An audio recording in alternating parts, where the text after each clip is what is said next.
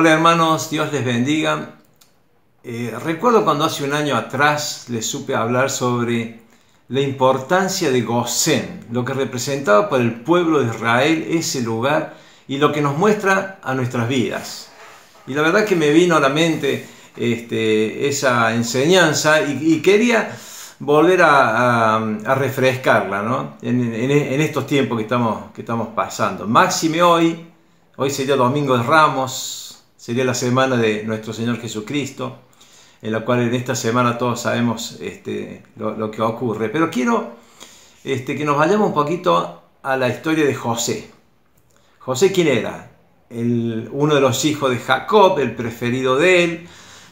Todos conocemos mucho la historia. Sus hermanos se lo sacan de encima, lo desprecian. Primero lo quieren matar, después lo venden. Termina en Egipto luego de muchísimas vicisitudes que tuvo que pasar, de calamidades.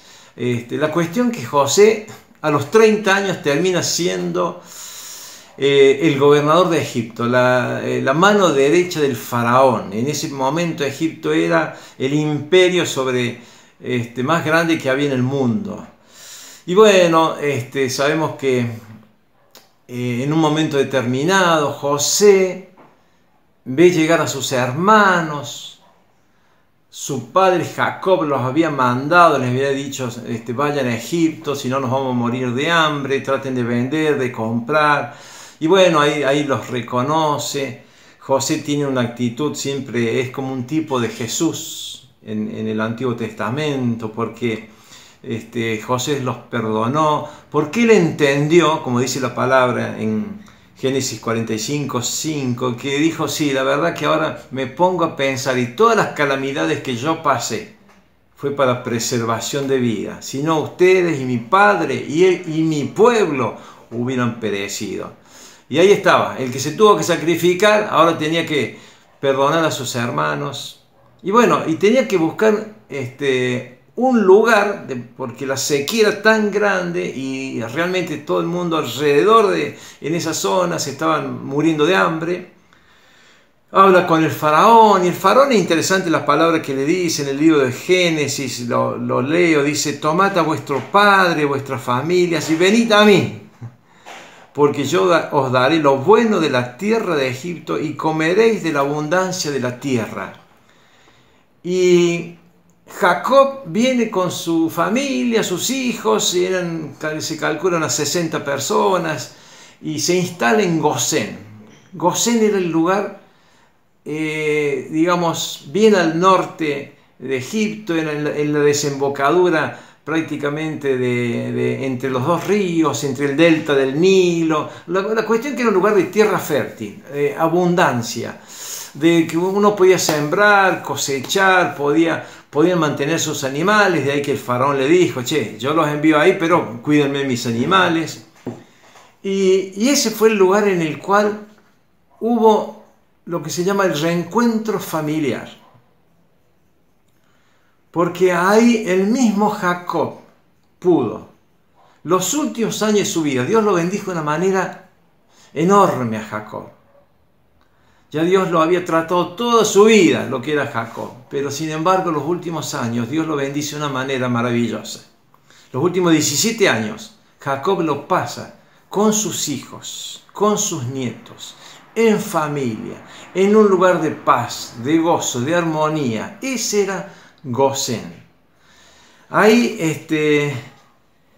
él pudo realmente disfrutar hasta de una nueva comunión y relación con el Señor. De tal manera que Jacob, ahí vemos en el libro de Génesis también cómo él bendecía a sus nietos cuando José lleva a Efraín y Manasés, bendecía a sus hijos, les profetizó, lo vemos ahí en la palabra de Dios. O sea, Jacob volvió a tener una relación hermosa con el Señor en Gosén.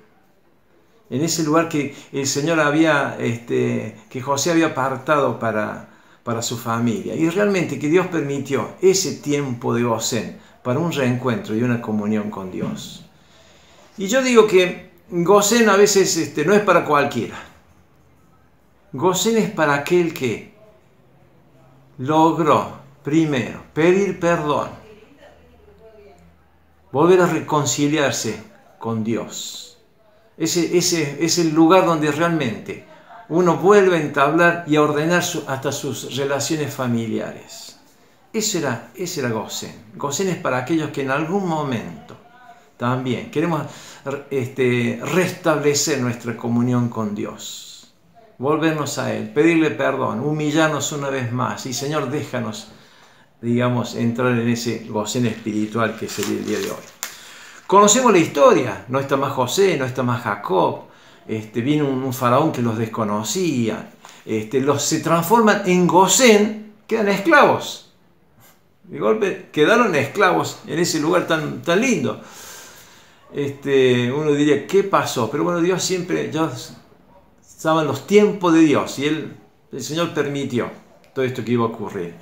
Conocemos la historia, el pueblo de Israel que hace, clama a Dios, Señor, sálvanos. El Señor levanta a una persona, a un hombre, a un Moisés, y conocemos la historia, cómo Moisés se presenta delante del faraón y le dice, deja ir a mi pueblo, queremos ser libres, no queremos ser más esclavos, queremos salir ahora sí de ese lugar. Y es interesante todo lo que ocurre, las calamidades, siempre nos acordamos de todas las plagas que Dios comienza a enviar sobre Israel. Y hay un versículo en el capítulo 12, versículo 12 del libro de Éxodo de la Biblia, dice, le avisa a Dios cuando manda la última calamidad, llamémosle así. Fueron 9 pestes y calamidades, pero la última fue terrible porque iba a pasar el ángel de la muerte para que sea muerto cada primogénito de Egipto. Y bueno, y dice la palabra, Jehová dice, yo pasaré aquella noche por la tierra de Egipto y heriré a todo primogénito en la tierra de Egipto, así de los hombres como de las bestias, y ejecutaré mis juicios en todos los dioses de Egipto, yo Jehová. Es interesante que cuando Dios manda todas las calamidades, lo que estuvo haciendo fue destruyendo todos los dioses que tenían los egipcios. Cuando Dios manda una calamidad, una peste o algo tan grande como lo que estamos ocurriendo, Dios está rompiendo también muchos dioses, especialmente el Dios plata, en el cual todos nos sentimos seguros. Y nuestra seguridad sabemos que está en Dios. Y bueno, ¿y qué le dice? Bueno, esto dice, la sangre será por señal en las casas donde vosotros estéis y veréis la sangre y pasaré de vosotros y no habrá en vosotros plaga de mortalidad cuando hiera la tierra de Egipto. Que había dicho el Señor, búsquense un cordero. Dice, y con la sangre, dice, pinten las puertas, los dinteles, yo pasaré y el ángel de la muerte no los va a tocar a ustedes. O sea, esta peste no pasará sobre los que están en Gosén. Hoy día vivimos algo similar. Hoy día realmente nos tiene preocupado esta peste. Nos tiene angustiados. No es para mal, vemos la cantidad de muertos que hay. Pero el Señor dice que para los que están en Gosén no te alcanzará. No es para todos. Es para el que está en Gosén. Yo le doy gracias a Dios de poder haber entendido que el Cordero de Dios es Jesucristo el Señor. ¿Saben una cosa? Esta semana tenemos que festejar la Pascua, conmemorarla, recordarla. Esta fue la primera Pascua. ¿Dónde fue la primera Pascua? ¿Dónde se realizó la primera Pascua? En Gosén. ¿Y qué es Gosén? El lugar del reencuentro con Dios, el lugar de comunión con Dios, el lugar en el cual el Señor nos dice, estén en sus casas, quédense quietitos, porque yo ahora pasaré también, pero la peste a ti no te va a alcanzar. Gosén es tu casa en este tiempo. Gosén es el lugar en el que tú te tienes que sentir fuerte, en el que realmente somos fortalecidos nuevamente en el Señor. Volvemos a restablecer la comunión con Dios. Tenemos tiempo de sobra, yo digo, en estos días tenemos tiempo de sobra de estar con el Señor, de buscar su rostro, de reencontrarnos con Él. Ese es Gosén. Gosén es lo que se llama tierra fértil en su momento. Gosén es el lugar en el que el pueblo volvió a crecer, volvió realmente a multiplicarse. Creció de tal manera que de las 60 personas iniciales cuando sale de Israel eran más de 2 millones. Está bien, dicen que algunos egipcios que creyeron en el Señor en ese tiempo. La primer Pascua fue en Gosén. ¿Y sabe una cosa? Esta Pascua la vamos a tener que pasar en nuestras casas.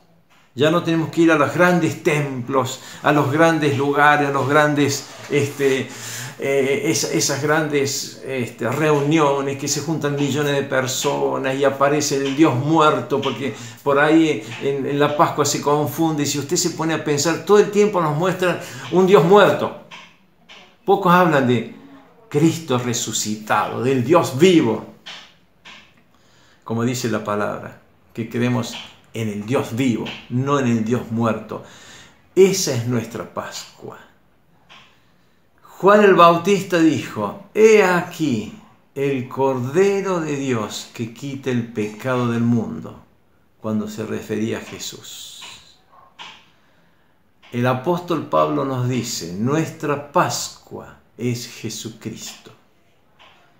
Y esta vez, este año, Dios quiere que la Pascua la pasemos en nuestras casas, en nuestros hogares, en el lugar donde Dios te ha puesto para que te quedes quieto. No vamos a poder ir a un templo, no vamos a poder ir a juntarnos con otros hermanos. Va a tener que ser en tu casa, con tu familia, con tus hermanos, con tus hijos o con quien te tocó al lado. Mujer, a lo mejor estás sola, pero tienes que saber que Jesús también está contigo en esta Pascua. El Señor, por algún mandato divino, quiere que esta Pascua la pases en tu casa, la conmemores, junta a tu familia como la primera vez. Junta a tu familia y que pases una Pascua como el Señor Jesucristo quiere que tengamos, en comunión con Él y recordando que nuestra Pascua es Jesús. Y en Jesús, agradeciendo su sacrificio, porque Él fue el Cordero de Dios, agradeciendo su sacrificio, que fue para salvación y vida eterna, volvemos a pintar nuestros dinteles también, nuestras puertas, para que la peste destructora no nos alcance. Gracias, Señor Jesucristo. Eres maravilloso. Te bendecimos una vez más. Amén. Dios les bendiga en esta Pascua, hermanos.